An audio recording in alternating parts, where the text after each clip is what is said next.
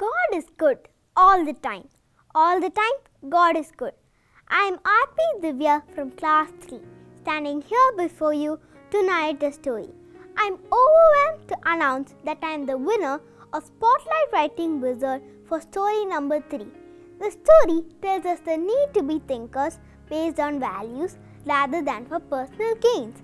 Let me take you through the story. Once upon a time, a merchant was jaunting through the market.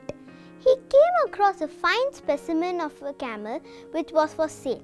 The merchant and the camel seller struck a hard bargain.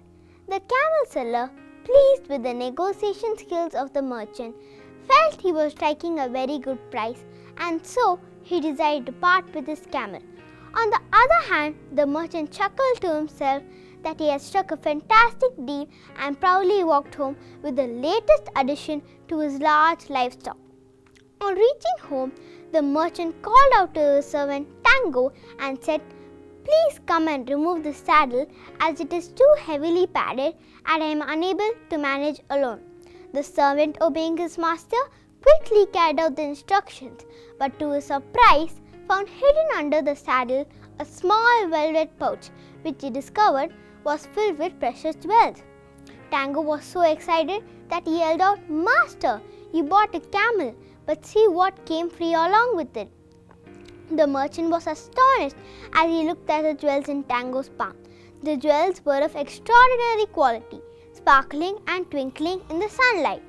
"I bought the camel, not the jewels," he said, and continued to say, "I must return them back to the camel seller immediately." Tango thought for him, "What a foolish man my master is." He softly and hesitantly said, "Master, no one will know. We will keep it with us." But the merchant headed right back to the market and handed over the velvet pouch to the camel seller. The camel seller, of course, no doubt, was happy. He told the merchant, "Thank you. I had totally forgotten that I had hidden these jewels in the saddle for safekeeping." He immediately stretched out the pouch to the merchant and said, "Please take one of the jewels as a reward." As much as the merchant refused, the camel seller kept on insisting that he has to take one. Now, the merchant smilingly said, "Actually, when I decided to return the pouch to you, I had already taken 2 of the precious jewels and kept them for myself." At this confession, the camel seller was a bit agitated. He quickly emptied the pouch to count the jewels. However, he seemed confused and alarmed. "All my jewels are here.